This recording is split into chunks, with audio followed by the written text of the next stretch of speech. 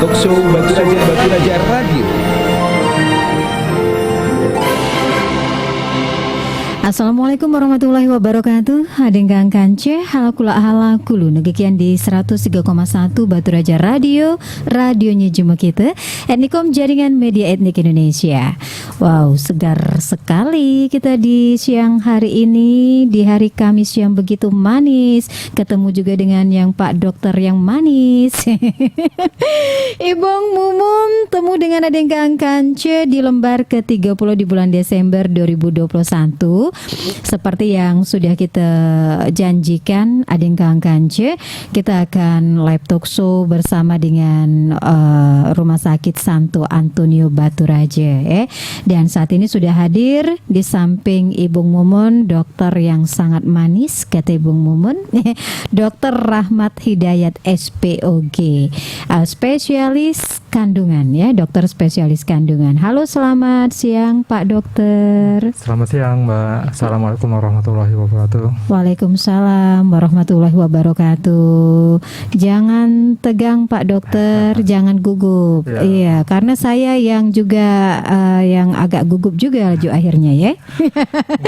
Pak Dokter dan Adeng kang kance, baik kabarnya Pak Dokter? Alhamdulillah baik. Iya, masih single? Sudah keluarga. Caknya Ibu Mumun yang bertanya langsung ya. Iya, sudah berkeluarga. Oke, ini Adeng kang kance, kita akan ngobrol santai dengan Pak Dokter di hari Kamis ini. Pak Dokter karena sudah kita ketahui Pak Dokter Rahmat Hidayat SPOG ini merupakan dokter spesialis kandungan. Nah, jadi obrolan kita juga ini seputar kandungan yang pastinya Pak Dokter ya. Ini kita akan bahas masalah hipertensi dalam kandungan ya. Iya benar. Hipertensi dalam kehamilan. Dalam kehamilan, hipertensi dalam kehamilan. Wow. Kalau jengok garis besarnya nih, Bung Mun juga sudah agak ini juga Pak Dokter ya. Sebenarnya Pak Dokter, kalau dikatakan hipertensi pada saat kita hamil itu di cak mana itu Pak Dokter? Pada apa per berapa sudah bisa dikatakan yang wong hamil itu hipertensi, atau Pak Dokter pengen ngejuk apa namanya itu jangan dulu lah ya untuk yang mungkin ada yang kang kance atau ibu-ibu yang saat ini memang lagi ngalami kehamilan nih. Ya baik. Jadi hipertensi dalam kehamilan itu adalah kondisi di mana tekanan darah dari ibu hamil di atas dari 140 per 90 mm air raksa, diukur dalam 2 kali ya. Jadi diukur dalam 2 kali kondisi ibu istirahat. Apabila memang dalam pengukurannya 2 kali masih di atas 140 per 90, maka kita nyatakan ibu ini hipertensi dalam kehamilan. Jadi memang mesti kita waspada ya. Jadi setiap hipertensi ibu dalam kehamilan ini karena dapat menyebabkan kematian pada ibu dan janinnya. Jadi memang harus terkontrol tekanan darahnya. Oh, berarti kalau misalnya kita lagi hamil nih, Pak Dokter ya, terus kita pengen meriksakan tekanan darah, itu bukan cukup sekali Pak Dokter ya, harus 2 kali pemeriksaan ya. Di hari paling tidak jeda waktunya 15 menit. Jadi misalnya pas datang ke fasilitas kesehatan, diukur tekanan darahnya ternyata tinggi nih. Coba kita istirahatkan dulu ibu tersebut sekitar 15 menit, kemudian kita ukur ulang. Kalau memang nanti masih tinggi berarti memang ada hipertensi. Tapi kalau ternyata tekanan darahnya normal, mungkin pas tadi ibunya belum ini ya dalam kondisi mungkin tegang lagi atau takut ya. Jadi takut. kan tekanan darahnya tinggi. Oh gitu, berarti pengukuran tekanan darah itu kalau memang untuk ibu hamil itu 2 kali diperiksa ya, untuk tekanan darahnya. Kalau memang mungkin dia baru sampai terus ngos-ngosan ya, jadi masih tinggi dia, mungkin pasti nggak Pak Dokternya, aduh takut nih aku ya, itu atau terkesima nih nggak Pak Dokter.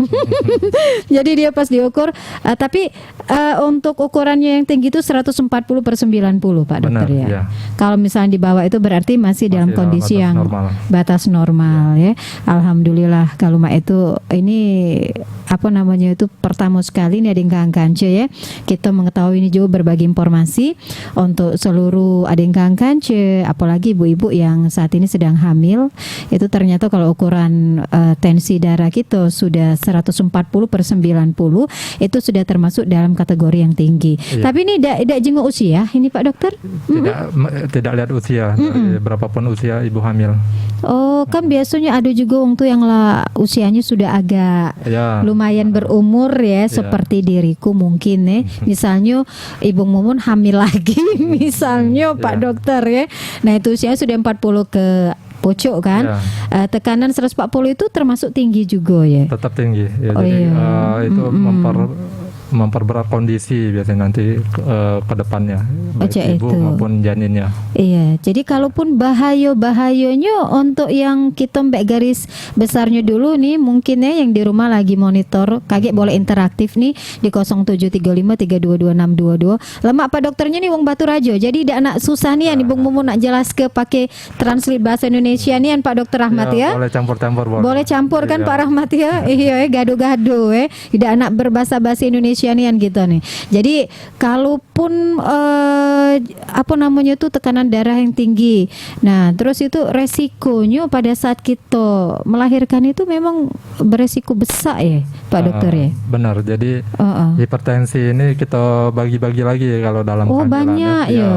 Jadi yang pertama itu hipertensi kronik. Jadi hipertensi kronik ini sudah didapatkan ibu ini sebelum hamil. Jadi walaupun tidak hamil juga darah tinggi. Jadi yang kedua preeklamsia. Jadi preeklamsia ini kalau mulai darah tinggi itu di atas atau pas umur 20 minggu kehamilan. 20 minggu kehamilan dengan ada tanda-tanda proteinuri, jadi ada hasil protein yang positif di urinnya. Jadi kalau misalnya sudah 12 minggu habis melahirkan ini biasanya balik ke normal lagi. Kemudian yang ketiga eklamsia ini komplikasi yang berat dari preeklamsi. Jadi preeklamsi tadi disertai dengan kejang. Ya Allah. Ini yang bahaya. Jadi bisa menyebabkan ibunya tidak sadar, koma ya, sampai meninggal. Satu lagi hipertensi gestasional. Hipertensi gestasional ini juga mirip dengan yang preeklamsi tadi, cuma hasil proteinurinya negatif. Jadi setiap ibu-ibu yang datang dengan hipertensi nanti kita periksa ketat kondisi ibu, janinnya, dan juga pemeriksaan laboratorium. Oke. Cuman ada tanda-tandanya enggak Pak Dokter? Misalnya kan kami kan misalnya tidak tahu nih ya kondisi badan kan ya. Misalnya cek ibu hamil juga mungkin kurang paham nih. Rasanya biasa-biasa baik cek itu kan. Taunya pas diperiksa tinggi nih. Ada tidak tanda-tanda yang bisa kami ketahui misalnya kalau tekanan darah kami ini naik cek itu untuk yang ini untuk yang hamil ya. Untuk ibu yang hamil. Jadi tanda-tanda yang biasa ditemukan itu ini bisa salah satu atau semuanya ya. Jadi mulai dari kepala, sakit kepala berat, kemudian ada penjiwaan tuh mulai kabur. Kalau ibunya rasa kabur itu kita mulai curiga ke hipertensi ya. Bukan lapar kabur tuh yo. Takutnya Bang Mumun biasa kalau kabur-kabur agak moyang lapar. Bisa juga. Bisa kurang, juga. Ya, dari faktor makanan ya. Tapi kalau misalnya tadi kabur-kabur tensi tinggi ya berarti sudah ini memang sudah ada tanda-tanda tadi. Terus ada mual-mual muntah sampai ke nyeri ulu hati. Dan satu lagi ada mulai nampak bengkak hampir di seluruh badan. Astagfirullahaladzim. Jadi bengkak hampir di seluruh badan itu merupakan tanda hipertensi juga ya? Iya. Untuk ibu hamil ya Pak Dokter ya? Jadi itu ada yang ganggannya tandanya sakit pala, waduh, terus kita juga mulai kabur, mata mulai kabur, sama sakit muntah, terus sakit nyeri ulu hati. Tapi kalau posisi itu tidak di pada ibu hamil ya, pacak di yang laki-laki atau juga di yang lain, mungkin itu main dia lapar. Bisa jadi kan ya, Pak Dokter ya. Kalau selain ibu hamil kan, tapi kalau yang itu ibu hamil, mungkin itu tanda-tandanya nih yang perlu kita ketahui ya, Pak Dokter ya. Alhamdulillah nih, jadi kita bisa bisa berbagi informasi juga nih ya untuk adik Kang Kance juga yang di rumah. Berarti kalau kita sudah ada tanda-tanda itu, kita segeralah ya pergi ke dokter ya, untuk diperiksa hipertensi kah diri kita atau memang itu dalam kondisi yang cak mano ya. Nah, kaget diperiksa 2 kali Pak dokter tadi. Kalau sudah sampai tekanan darah 140 per sekian itu sudah masuk yang tekanan darah tinggi Pak dokter ya. Nah, itu ada yang Kance ya. Sedikit jangan dari Pak dokter, sama-sama bagi informasi kita di pagi jelang siang hari ini ya bersama Dr. Rahmat Hidayat SPOG, itu dokter spesialis kandungan. Nah, tapi Pak dokter, kan misalnya kita kata Pak dokter tadi tekanan darahnya tinggi. Nah, boleh tidak Pak dokter? Kan ada terbagi berapa tadi itu? 4 ya, untuk tekanan darah tinggi tadi untuk ibu yang hamil. Nah, kalau kita termasuk memang punya riwayat tekanan darah tinggi nih. Nah, terus kita hamil kan? Nah, otomatis kan masih ada nih tetap mengalami tekanan darah tinggi juga kan? Nah, sebisa mungkin nih kalau misalnya kita dulu Pak dokter mengkonsumsi obat rutin untuk menurunkan darah dari dokter mungkin. Nah, itu bisa dikonsumsi lagi tidak pada saat kita hamil itu? Yang jadi, obat itu untuk ibu-ibu hamil dengan darah tinggi. Jadi ada khusus untuk ibu hamil, ada obat khusus untuk penurun darah tingginya. Jadi nifedipin ya. Jadi, di luar golongan itu nifedipin dan metildopa. Jadi kalau misalnya di luar golongan obat tersebut tidak direkomendasikan ya. Ada obatnya dewe. Jadi beda dengan yang tidak hamil obatnya ya. Oke, berarti tetap bisa ya dikonsumsi Pak dokter ya. Konsumsi. Kita terima telepon? Boleh. Oke, halo, selamat pagi. Iya, halo, selamat pagi, Bung. Iya, sama Ibu siapa ini, di mana ini? Ibu Pebi, Bung. Ibu Pebi Tanjung Agung. Tanjung Agung. Oke, Bung Pebi. Boleh. Silakan, kalau Bu. misalnya aku nih sekarang nih dari ini, Bung ya, masalah kontrasepsi KB. Kontrasepsi KB. Iya. Aku nih pernah waktu itu pakai KB yang 3 bulan. Nggak datang bulan nih, Bung, nggak mens ya, nggak menstruasi. Nah, langsung ganti ini setelah 10 tahunan mungkin ganti spiral. Nah, saat ganti spiral ini sudah 5 bulan terus dan mennya beresnian, Bun, paling berhenti 3 hari dalam 1 bulan tuh itu. Nah, itu ada bahaya tidak untuk kesehatan atau bisa hamil tidak kalau misalnya KB-nya tetap men kayak itu, Bung. Terus solusi apa yang pacak dilakukan tidak terjadi lagi men itu, Bung, karena hampir 5 bulan ini, Bung. Minta tolong ditanyakan dengan Pak dokternya. Itu deh, Bung, terima kasih. Oke, makasih Ibu Pebi. Jadi Pak dokter dengar tadi pertanyaannya? Ya, tadi sekilas jadi Bu Febi tadi ya. Bu Febi tadi sekarang kontrasepsinya spiral atau udah 5 bulan ya. Tapi dia men terus. Paling sebulan tuh katanya cuma 3 hari dia tuh stop, terus men terus kan. Iya, cak mano itu katanya untuk karena dulu memang dia pernah KB, terus 3 bulan dilepas, diganti dengan KB yang lain, sudah 10 tahunan kan. Terus ganti lagi. Nah, sekarang ganti spiral, tapi di spiral ini mungkin dampaknya di badannya dia menstruasi terus menerus. Paling sebulan itu katanya cuma 3 hari stop, terus menstruasi lagi. Ini sudah 5 bulan. Ya, jadi untuk Bu Febi ya, memang sebaiknya tetap periksakan ke dokter ya, kalau bisa ke dokter kandungan. Jadi kita mau melihat dengan pemeriksaan ultrasonografi atau USG bagaimana kondisi dari kandungan ibu tersebut, ada kelainan atau tidak, kemudian posisi dari spiral tersebut berada pada posisi yang benar atau tidak. Tapi Pak dokter, bentar, dia ini nggak hamil katanya tadi. Tapi dalam kondisi seperti itu apakah bisa hamil? Gitu. Ya, tetap walaupun hamil atau tidak hamil, tetap kita USG untuk lihat kondisi dari ininya. Ada kelainan atau tidak ya. Jadi kalau memang nanti ibunya mau hamil lagi, tidak masalah. Jadi spiralnya kita lepas dulu. Lepas dulu nanti dilihat siklus menstruasinya teratur atau tidak teratur. Misalnya tidak teratur, nanti kita kasih obat untuk supaya mennya supaya teratur ya, biar bisa kembali untuk reproduksi kalau misalnya ibu ini mau hamil kembali. Oh gitu. Tapi Pak Dokter Rahmat, salah siko efek samping dari pemasangan spiral ya, apa cak itu ya? Ya, menstruasi terus menerus apa ya? Tidak semua pada pasien, memang ada dari sekian persen itu ada yang siklus hormonalnya jadi terganggu ya. Biasanya memang pada awal-awal pemasangan, jadi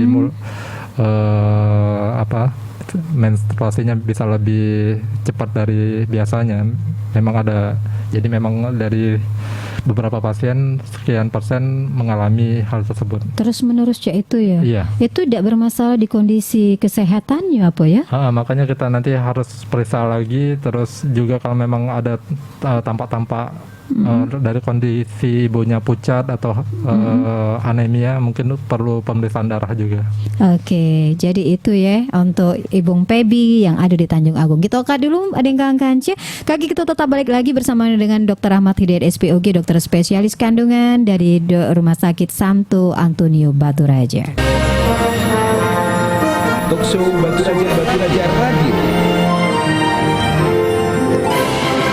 Oke, masih dari Jalan Dr. Mat Hatta nomor 1196 Habakung Batu Raja. Hading Kance.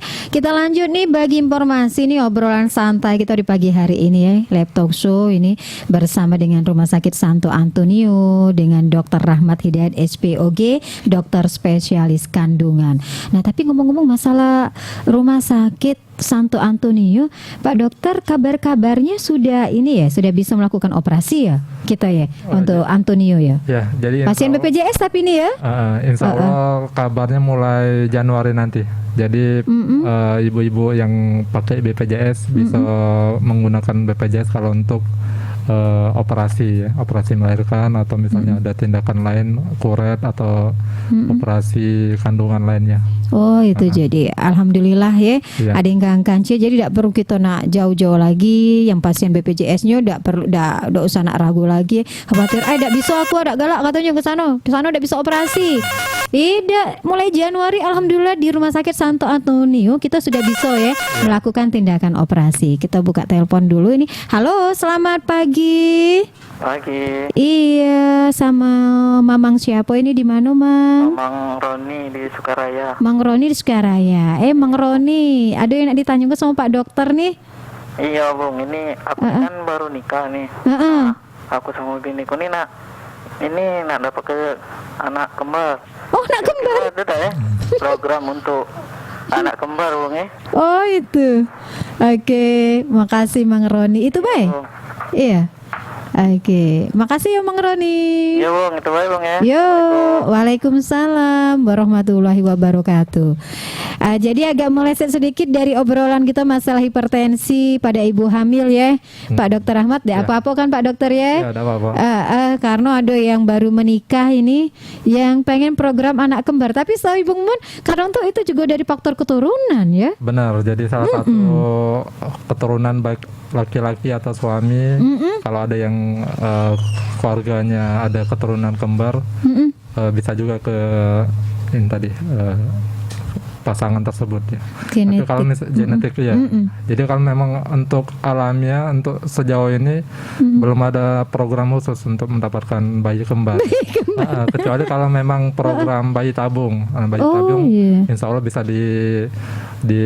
diprogramkan untuk 2 atau malah 3 bayi. Oh, itu. Jadi kalau bayi kembar tuh tidak ketik programnya, Dok ya? Ada programnya. Dari Tuhan Yang Maha Esa itu tuh Mang Roni berarti program bayi kembarnya. Jadi mohon maaf. Tapi ada tuh kalau misalnya kita program yang, maaf ini Pak Dokter ya, mungkin yang di rumah juga lagi denger ini bertanya juga nih, kalau misalnya untuk, kan biasa nih pasangan suami istri itu kalau sudah punya anak betino pengen punya anak lanang kan, kalau misalnya sudah punya anak lanang pengen punya anak betino, itu Ada bisa ya program, misal program pengen punya anak lanang cak itu ya, atau anak betino cak itu Pak Dokter ya?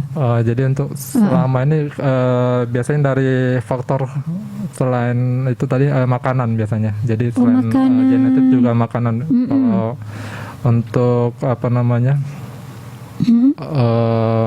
masalah posisi atau masa subur hari keberapa biasanya sama saja ya. Biasanya ini banyak yang makanan. Kalau untuk laki-laki biasanya kita saran untuk banyak makan daging ya.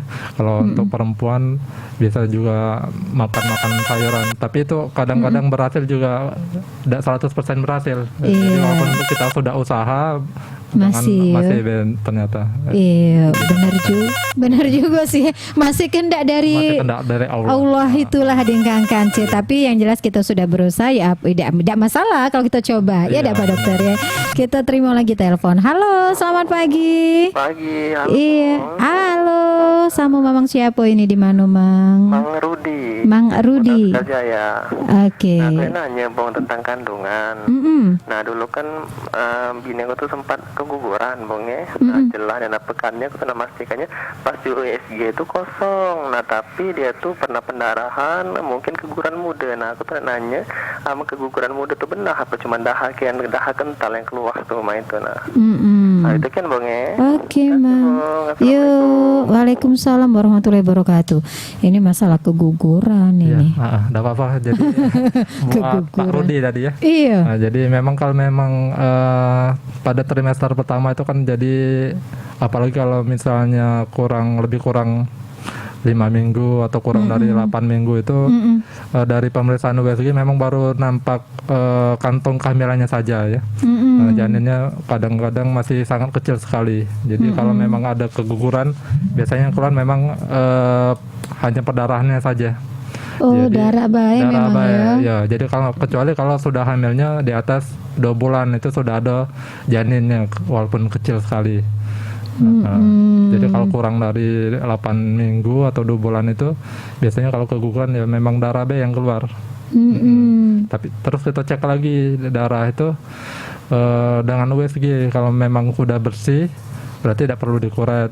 Tapi kalau ternyata masih ada sisanya, masih banyak darah di dalam rahim itu, mau tidak mau harus dikuret. Nah, karena kalau tidak dikuret, dia bisa menyebabkan infeksi, jadi penyakit. Jadi Mang Rudi, benerlah itu, jangan curiga ya sama istrimu ya. Berarti memang kalau dari apa tahap awal yang keluar tuh memang darah cuman. Iya. Nah kalau misalnya dia di SGM itu kosong berarti sudah bersih ya? Iya, kosong. Kalau bersih berarti tidak perlu tindakan lanjut. Dikuret lagi. Itu benar berarti ya. Mungkin memang waktu itu istrimu sempat hamil. Cuman pendarahan terus dia keluar lagi itu untuk Mang Rudinya ya. Nah tapi kalau misalnya dari dikuret itu, ngomong-ngomong dikuret ini Pak Dokter ada masanya enggak? Maaf ini Pak Dokter ya. Kata wong dulu nih kalau misalnya dari dikuret itu tidak boleh berhubungan dulu nih. Biar kaget tuh ada misalnya jangka waktunya biar janinnya itu bisa kuat katanya. Itu benar apa? Benar. Jadi sebaiknya kalau pada pasien-pasien yang pernah mengalami keguguran, kita sarankan memang untuk pemeriksaan laboratorium dulu ya, periksa ada tokso atau rubella atau penyakit lain. Jadi kalau misalnya ada salah satu dari penyakit tersebut, kita obati dulu penyakitnya. Nanti kalau ditakutkan kalau belum diobati, hamil lagi terjadi keguguran berulang lagi. Nah itu, tapi kalau misal keguguran berulang misalnya, itu bisa mengakibatkan juga jadi tidak punya keturunan enggak? Benar ya. Ya Allah. Jadi, nah itulah. Memang perlu pemeriksaan laboratorium tadi ya. Kalau memang ada infeksi, kita kasih obat dulu. Itu jadi memang harus ada jeda waktunya ya.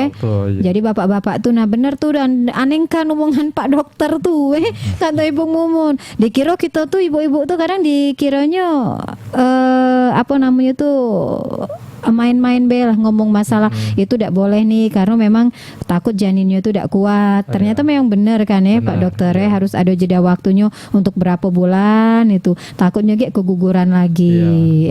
Untuk yang lanangnya juga kita sarankan untuk periksa sperma ya. Jadi untuk lihat kualitas spermanya itu bagus apa tidak. Nah, jangan nyala ke yang betino baik. Nah, laju nak marah gitu kalau cak ini. Iya, ya dah. Kayak dia ngomong ke yang betino tuh yang salah ya. Enggak tahu berarti. Dua-duanya memang mesti diperiksa. Dua-duanya harus diperiksa dulu itu ya. Nah, cuman kita balik lagi ke obrolan kita awal ini masalah apa hipertensi dalam kehamilan ya.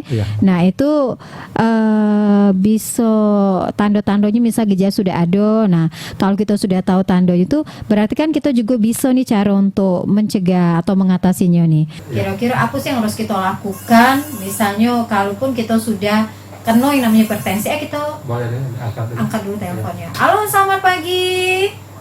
Iya. Pagi. Mamang siapa ini, Mang? Mang mana? Dokter Sutomo. Oke, Mang mana? Cak mana kita? Sehat?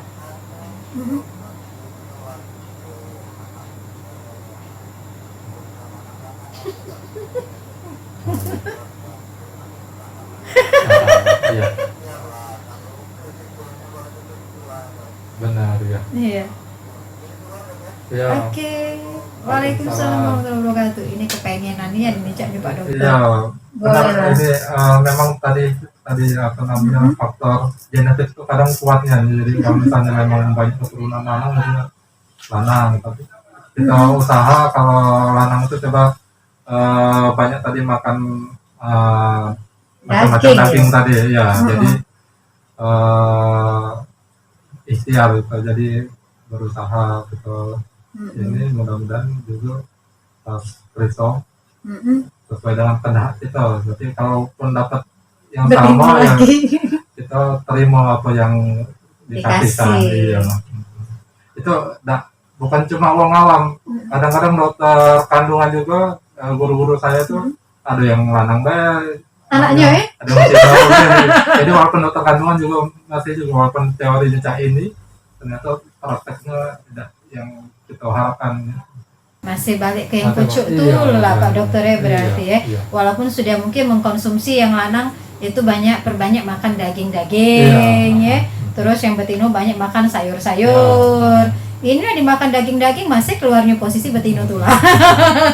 Itu baliknya ke pucuk ya dah Tuhan tuh yang menentukan. Karena Pak Dokter tadi Mang Manap lah ngomong banyak guru-gurunya juga yang spesialis kandungan tetap baik sudah program lanang kalau muncul ujinya ya. Jadi kita tapi tidak masalah yang namanya kita berusaha aja Pak Dokter berusaha sambil berdoa tapi itu. Nah itu Mang Manap jawabannya ya perbanyak makan daging lah kalau memang anak lanang. Cuman hasil akhir itu serahkan dengan yang di pojok. Itu. Kita terima yang dikasih. Nah, terima apa yang dikasih. Lemak nih yang sama Pak Dokter Ahmad nih. Ikhlasnya nuangnya bersyukur aku adanya deh Pak Dokter Ahmad ya. Sudah punya momongan? Sudah. Berapa? 2. Lanang betino? Baru cewek. Cewek kalau? Iya, nah, Pak Dokter benak. Caknya Pak Dokter pengen ini juga nih. Program juga ini. Sudah makan daging-daging waktu itu. Pak Dokternya bingung jawab Mang Manap. Karena dia juga cewek galau ya Pak Dokter ya. Pernah program enggak Pak Dokternya? Sudah kita coba ya. Akhirnya kita terima. Ini bukti nyata Pak Dokter ya. Bukti nyata dari bukan cuma satu ya yang tadi saya bilang tadi SPOG yang lain juga kayak gitu. Sudah program ya. Program masih juga. Iya karena hasil akhirnya tadi kan dengan Tuhan yang Maha Esa tuh lah kita coba. Halo, selamat pagi. Pagi Bu. Iya. Bung Pita, Bung. Iya, cak mana Bung Pita? Nanya ke Bung. Boleh. Cak mana kalau misalnya kan dalam agama Islam kalau kita berhubungan dari dalam keadaan datang bulan tuh haram ya. Nah kalau misal dalam ilmu kedokteran diperbolehkan enggak Bung? Nah. Berhubungan suami istri itu. Dalam. Sekian Bung, terima kasih. Oke, makasih Bung Pita. Cak mana pula ini Pak Dokter ada datang lagi caknya nih. Ibu itu bertanya bingung lah nak jawabnya ini. Ya memang Iya. kalau di ilmu kedokteran juga tidak disarankan ya pas kalau lagi masa menstruasi ya, atau kotor ya. Iya kotor. Jadi suaminya harus ya tahu kondisi ya. Jangan dipaksakan. Memang kita dalam Islam itu tidak boleh menolak ya suami. Tapi kalau suaminya mesti tahu juga kalau dari kondisi menstruasi jangan apa namanya jangan melakukan ya suami istri dulu. Tapi kalau misalnya di kesehatan itu memang bisa menyebabkan penyakit kali Pak Dokter Iya, ya. benar ya. Jadi kalau itu nanti malah ada gangguan-gangguan perdarahan dan sebagainya ya Iya. yang pastinya ya. Nah jadi itu Ibu Pita pesan Pak Dokter sebaiknya tidak boleh lah ya. Iya. Karena di agama kita memang sudah tidak boleh. Iya. Terus juga di ilmu kesehatan di kedokteran juga itu tidak disarankan. Iya. Iya benar ya, kita cut dulu Kage. Tetap jawab pertanyaan dari Bung Mumun tadi ya untuk Iya. mengatasi hipertensi dalam masa kehamilan setelah yang berikut ini. Talkshow Batu Raja Radio. Iya, masih dari Jalan Dr. Mothata nomor 1196 Habakung Batu Raja di Gang Kanceh. Sapa dulu lah kawan-kawan yang ada di Rumah Sakit Santo Antonio ini, Pak Dokter Ahmad ya. Apa kabar nih seluruh yang ada di situ, para tenaga medisnya, dokter-dokter spesialisnya, dan juga kita perlu ingatkan Pak Dokter Ahmad ya, kabar gembira untuk ada yang Gang Kanceh di Rumah Sakit Santo Antonio Batu Raja ini per Januari kage sudah bisa melakukan operasi ya, Iya, untuk para pasien BPJS ya. Iya.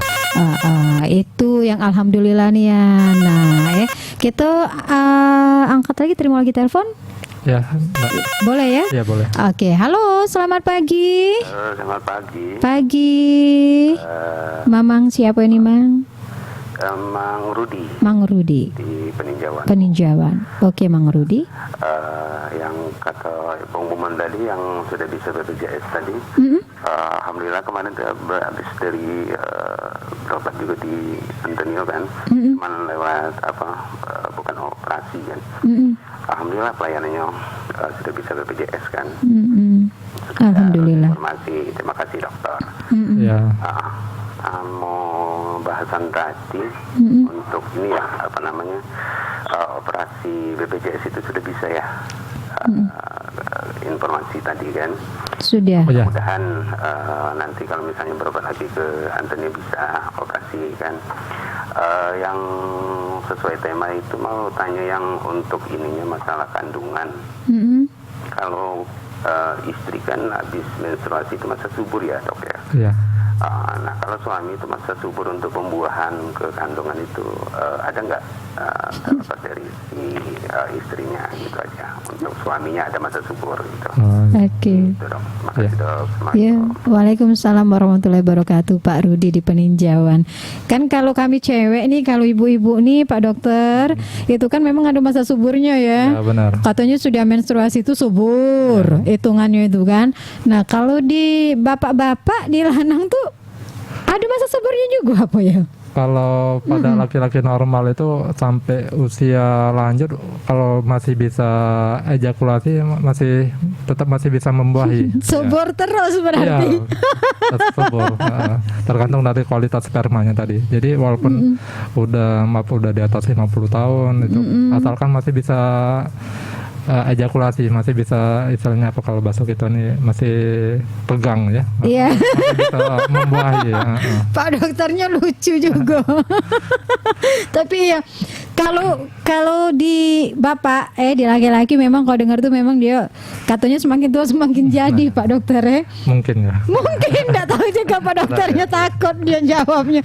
Masanya memang masahnya itu enggak kate ya kalau untuk bapak-bapak itu ya. Enggak ada. Nggak Kalau ada. sudah masuk akil balik ya sudah ini. Sudah ya, sampai tua juga dia, selagi dia masih kuat bisa ya untuk membuahi tadi ya. Iya. Kalau kondisi bapak-bapak. Tapi kalau untuk yang cewek, untuk yang ibu-ibu, memang kalau sudah dia menopause itu biasanya ya enggak bisa lagi. Nggak bisa lagi. Sekitar umur 50 lebih kurang. iya itu sudah ada itu lagi ya, tidak Iya. bisa lagi. Dan di masa itu memang biasanya kadar maaf ngomong untuk berhubungan, maaf ngomong, Sudah itu berkurang ya. Iya. Betul ya kalau sudah menopause Betul, itu ya. iya. Oh itu kita akan bahas ini kalau sama Pak Dokter Ahmad lain kali bahas masalah menopause lah Pak Dokter Ahmad ya. Ini saran Bang Momon ya, mungkin banyak nih uang yang tahu-taunya sudah kok udah halangan lagi. Oh ngapa aku udah ini lagi? Tahu-tahu menopause. Kan bingung tanda-tanda menopause itu cak mano kan ya. Pak Dokter kaget kita Ibu Mumun saran nih ke Pak Dokter Ahmad kalau Pak Dokter Ahmad kembali lagi kita ya berjumpa lagi di talk show ini, kita akan angkat masalah menopause ya Pak Dokter Ahmad ya. Nah, kita jawab dulu pertanyaan Ibu Mumun tadi Pak Dokter Ahmad, karena memang obrolan kita nih temanya seputar hipertensi dalam kehamilan. Cak mana cara kita untuk mengatasinya, terus untuk mencegahnya biar tidak hipertensi itu? Jadi sebelumnya kita mesti tahu dulu faktor-faktor risiko ibu-ibu hamil yang memiliki risiko untuk terjadi hipertensi. Jadi pada wanita usia kurang dari 20 tahun atau lebih dari 40 tahun. Kemudian juga hamil untuk pertama kalinya ada riwayat hipertensi atau darah tinggi. Kemudian juga dari faktor keluarga, apabila ada keluarganya yang mengalami hipertensi, bisa ke ibu tersebut juga kemungkinan risiko terjadi hipertensi. Kemudian ada faktor dari autoimun dari ibu tersebut, obesitas atau kegemukan bisa juga terjadi hipertensi. Sama satu lagi kehamilan majemuk atau kehamilan ganda juga efeknya bisa terjadi hipertensi. Apa kehamilan majemuk itu Pak Dokter? Hamilnya lebih dari satu, jadi termasuk kembar tadi. Oh yang kembar tadi. Jadi risiko untuk terjadi hipertensi lebih besar daripada untuk hamil janinnya satu ya. Terus untuk pencegahannya, pencegahan dari ibunya harus istirahat yang cukup, tidak stres, kemudian konsumsi obat-obat pencegah darah tinggi bisa kita kasih aspirin atau dengan kalsium yang cukup. Apabila memang sudah terjadi hipertensi, baru kita kasih obat anti hipertensi. Itu ya.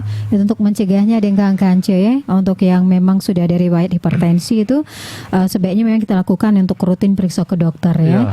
Biar diketahui nih cak mana untuk menghadapi masa-masa kehamilannya. Nah, tapi di selah-selah ini, karena 5 menit ke depan lagi perjumpaan kita ini Pak Dokter Ahmad ya, pengen juga Ibu mau nanyakan, boleh dak ibu nyusui itu saat hamil ya, dan apa yang harus diperhatikan? Mungkin kan jarak, tidak tahu kan kita yang namanya dikasih Tuhan ya, masih apa namanya tuh nyusui anak mungkin kan, terus tidak tahu-tahunya kita hamil cak itu. Tapi yang anak kita ini masih dalam kondisi harus disusui, itu tetap diperbolehkan tidak itu? Kalau memang ternyata positif hamil, disarankan tidak untuk menyusui lagi ya. Jadi itu selain kualitasnya juga berkurang, juga dapat menyebabkan kontraksi. Kalau ini, jadi kontraksi itu bisa menyebabkan kehamilannya jadi prematur. Jadi tidak disarankan apabila ibu yang masih menyusui ternyata hamil lagi, sebaiknya menyusuinya dihentikan. Oh, jadi jangan nyusui dia ya. Kalau memang dalam masa hamil ya. Iya. Oh alah, biasanya kalau ibu mau menjenguk tuh kadang tuh ada baik sih yang apa dia tetap menyusui anak kan, tapi dia kondisinya dia hamil. Karena memang saya harusnya pelan-pelan dilepas ya. Tapi memang sebaiknya juga mungkin diatur jaraknya mungkin Pak Dokter ya. Makin jarang kan lama-lama bisa lepas. Terus juga jarak kehamilan itu mungkin perlu juga diatur ya. Jadi kan ASI itu kan sebaiknya 6 bulan ASI eksklusif, kemudian ASI sendiri diteruskan sampai usia 2 tahun, baru disarankan untuk hamil lagi. Tapi kalau memang ternyata sebelum 2 tahun udah hamil lagi ya kita tadi kita lepas ke yang nyusui itu Iya. Lagi Bang Momon aja bingung juga Pak Dokter, kita lepas ke yang nyusui itu cuman kesian biasanya dia nangis terus kalau anak-anak itu. Tapi memang kita ibu-ibu pinter-pinter nih jaga jarak kehamilan juga lah ya, kasihan kalau anak masih kecil mungkin masih perlu diperhatikan. Terus kita sudah hamil lagi mungkin 4 tahunan. Makanya Makanya pentingnya untuk kontrasepsi. Jadi kontrasepsi itu tujuannya kan untuk menjarangkan kehamilan. Jadi untuk mengatur jarak kehamilan. Iya, betul itu. Kan sudah program pemerintah ini sudah banyak ya. Iya. Untuk gitu biar lebih enak, biar kita juga sehat, itu ya. Iya, Biar ibunya tidak sehat, bayinya kerepotan. juga Sehat, iya. itu. Nah, ada yang pengen disampaikan mungkin Pak Dokter di akhir kita untuk talk show Iya. di hari ini? Nah, jadi saran saya untuk ibu-ibu hamil memang sebaiknya untuk periksa rutin ke fasilitas kesehatan ya. Minimal kalau untuk pemeriksaan kehamilan itu 6 kali selama kehamilan. Jadi 1 kali pada trimester pertama, 2 kali pada trimester kedua, dan 3 kali pada trimester ketiga. Dengan 2 kali minimal ke dokter. Jadi pada trimester pertama sekali, trimester ketiga sekali minimal ya. Jadi untuk mengetahui perkembangan dari janin dan juga kondisi kesehatan dari ibu tersebut. Ya, terima kasih. Oke, terima kasih untuk Pak Dokter Rahmat Hidayat SPOG, dokter spesialis kandungan Adeng Kance yang sudah edukasi ya, sudah nunjuk ke berbagi informasi dengan kita yang ada di sini, dengan seluruh pendengar Batu Raja Radio ini tadi dengan tema kita hipertensi dalam kehamilan. Tapi tadi sudah banyak yang bertanya masalah yang lain juga. Ya, makasih Pak Dokter ya, Rahmat ya.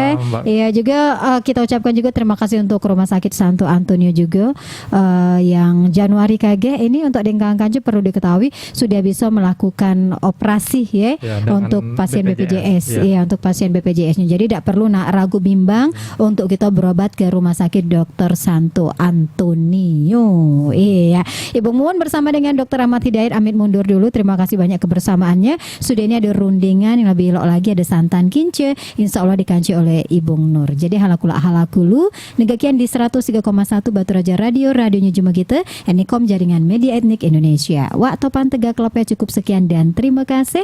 Wassalamualaikum warahmatullahi wabarakatuh. Batu Raja.